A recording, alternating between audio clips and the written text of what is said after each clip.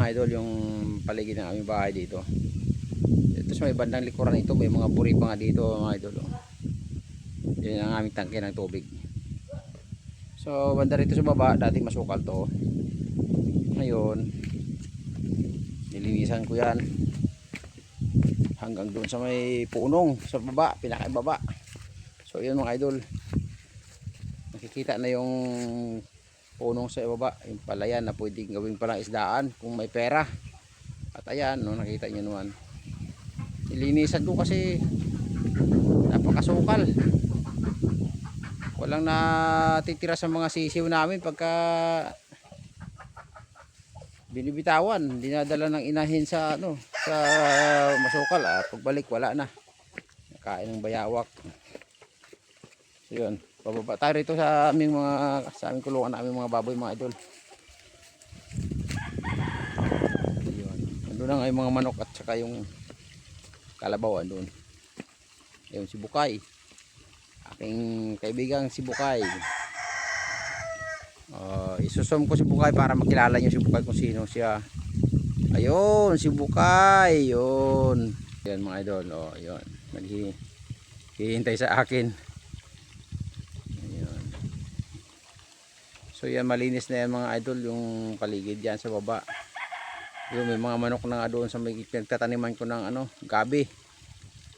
Ayan, may mga gabihan ako dyan sa baba mga idol. Tsaka dito, ayan, may mga gabi na kuhaan na nga yan pang ano, pakain sa baboy mga idol.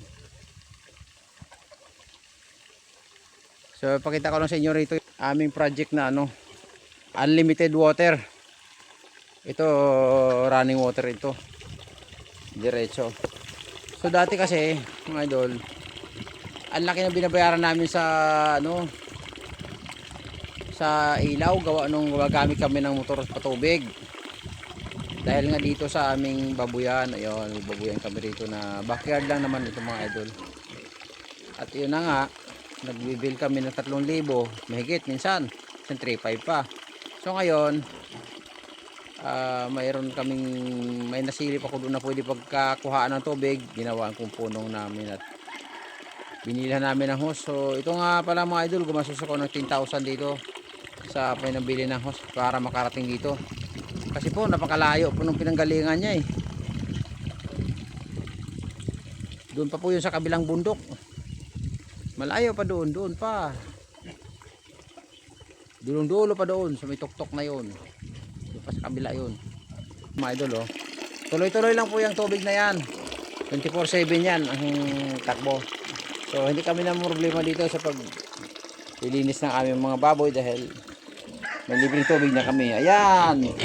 Ayan si Balat at saka si Gipos. Ayan si Gipos, oh, laki na oh. Parang daga lang yan nung ano eh, nung pinanganak, kalit-liit, kaya si Gipos ko tawagin. Ito naman si Balat, ayan ang balat niya sa likod. Halos 2 buwan yan bago namin napagaling, napakahirap. Inuod pa yung likod niyan. Kaya yun, titigaan namin at ito na sila nga yung dalawa natira. Tapos yung dalawa dyan, buntis, hindi dyan sa unahan. Yan mga butas dyan. Yan si Carlison saka si Brenda. Ito pala mga anak ito ni Brenda. Yan, yung dalawa na yan. So kapapakain ko lang yan kaya medyo makalat yung ano, yung sahig. Ay mamaya na kayo ha, mamaya naman. Sige, yung ang kulit yung alaga ko na yan. So yun lang mga idol, bababa tayo rito sa aking mga ano, pagtataniman ng nyug. Ay may mga tubukan ako ng nyug oh, yan oh. So itatanim ko yan dito kasi wala pang mga tanim dito eh. Kaya nag-unti-unti ako ng tanim dito ng mga gabi, saging. Kaya lang problema mga idol dahil acidic na yung lupa. Ayan yung saging, kuluntoy. Pero unang-unang ano yan, napakaganda ng tubo. Nagulatan ako, bigla siyang nanilaw. Hindi ko alam kung nasubrahan sa tubig yan o sa abono kasi dinadalo yan silang mga galing sa taas doon at may mga ipot ng manok. At saka tubig. Ayun. So itong area na to mga idol, ay gagawin kong ano yan. Lalagyan ko ng bako dyan para sa aming mga manok. May mga nabili na ako na net doon pero kulang pa. At ito nga ay aking kinabitan na ng mga poste. Ayan, pero hindi ko pa yan natatapos mga idol. At pagka may pasok kasi may obligasyon din ako sa aking anak. Hinahatid ko sa eskwelahan, hatid sundo, hatid sa umaga. Babalik naman ako sa bahay. Susundo sa hapon, uwi kami. So ang tinatakbo ko niyan mga idol, mga 16 kilometers isang way. So apat ako na pabalik-balik yan. Yun ang trabaho ko sa umaga at hapon mga idol. Tapos pag may time ako ng mga ano, yan. Dito sa aming mga paligid, naglilinis ako. Ayun, may tanamin akong 2 punong niyog dito. So dadagdagan ko pa ito. Ayan mga idol oh. Kaya itong mga nasa paligid na ito na nilinisan ko, may mga tanim na po yan, mga kamuting kahoy. Ayan oh, kung mapapansin nyo mga idol oh. Yun. So yun oh. Pero yan ay ilalagyan ko ng mga nyug dito. At kung mabubuhay ang saging, yun. So yun ang plano ko, niyog at saging dito. At kung hindi man sila matataba, kung ano, di abunuhan ko na lang. Pati yung aming tinabasan na yan mga idol.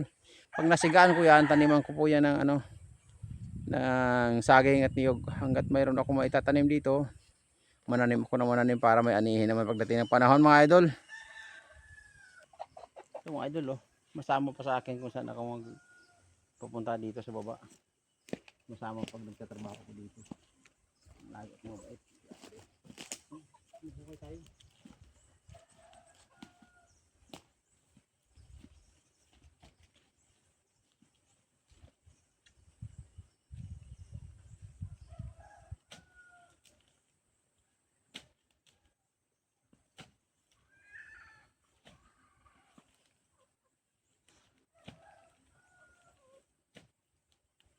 Bale magbubutas ako mga idol ng ano, pagtatanim ako ng nyug.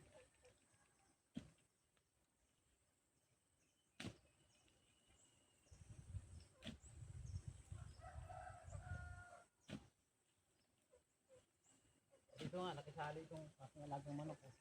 Nag-aabang ng mga burate yan eh. Yan ang hinahabol niya sa akin pag may ginagawa ko. Yun.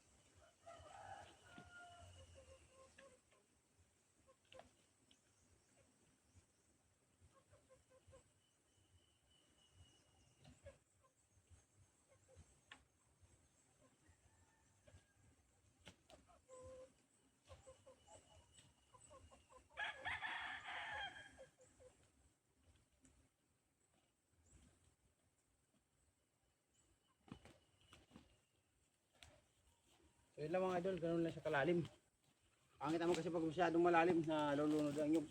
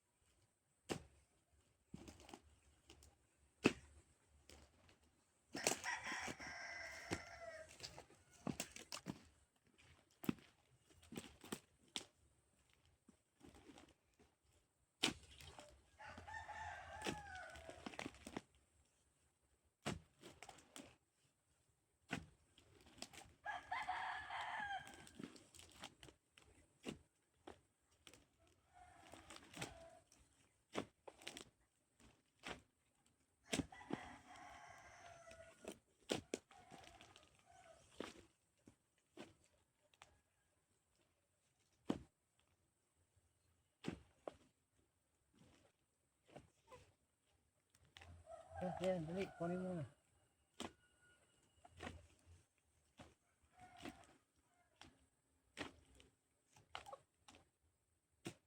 Yan ang gusto-gusto ng manok na to, mag sama-sama dito sa akin pag may ginagawa ko eh. Saan nangunguha ng mga bulate, kinakain niya. Sige ka na.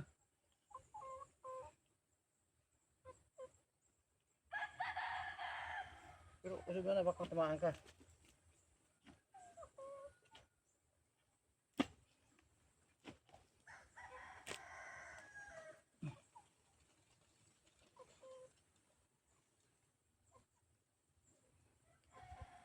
So yun nga mga idol, ito may mga nabutasan ako rito. Oh. Nandito sa aking mga tanim ito ng mga kamuting kahoy mga idol. Oh. Yan, gaganda ng tubo. So yun mga idol, oh. Dito ako magtatanim ng nyog dahil itong mga area to pupunuin ko to ng pananim. So meron ako mga siguro ilang piraso na nabutasan ko hanggang doon sa taas. Ayun. Ito ang mga manok ko. Sumusunod sa akin to pagka may ginagawa ako dito. So doon tayo sa may taas pa na mga idol.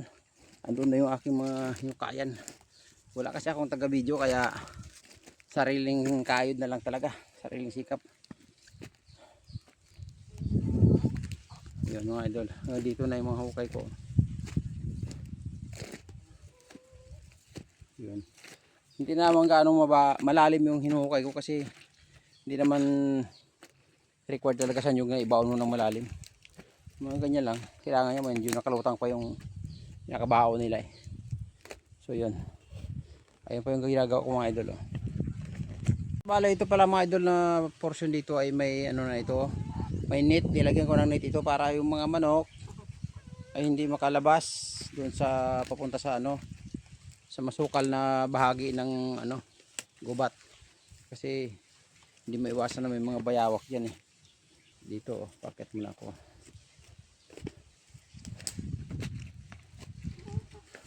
Yun pa, yung kaya ko. Yan, naka-net na po yan. Pero hindi ko pa nailak ang ilalim yan mga idol. Si babaw pa lang kasi medyo yung kinakaya ng oras. Maraming mga trabaho dito sa bukid mga idol. So ganoon talaga ang buhay. Pag may time, singit-singit lang ng trabaho. Dito naman, pagdating dito sa area na to, liliko na naman ako papunta doon sa ibabaw ng aming kulungan ng baboy. So doon tayo pupunta mga idol.